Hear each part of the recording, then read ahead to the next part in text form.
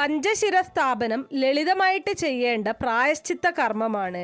ഇതിനെപ്പറ്റി പറയുകയാണെങ്കിൽ നമ്മൾ വീട് പണി തുടങ്ങിക്കഴിഞ്ഞാൽ പണി കഴിയുന്നത് വരെ ശാസ്ത്രപ്രകാരം അത് പണിക്കാരുടെ കയ്യിലാണ്, അല്ലെങ്കിൽ പണിക്കാരുടെ സ്വന്തമാണ്.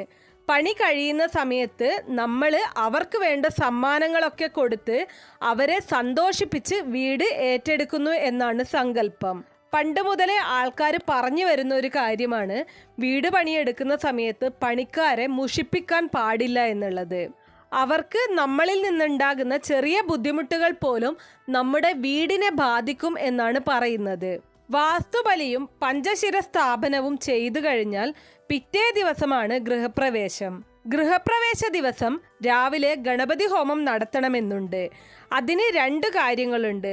ഒന്ന്, എല്ലാവർക്കും അറിയാവുന്ന ഗണപതി പ്രീതി. രണ്ടാമത്തേത്, ആ തീ ഉപയോഗിച്ച് വേണം പാല് കാച്ചാൻ എന്നതാണ്.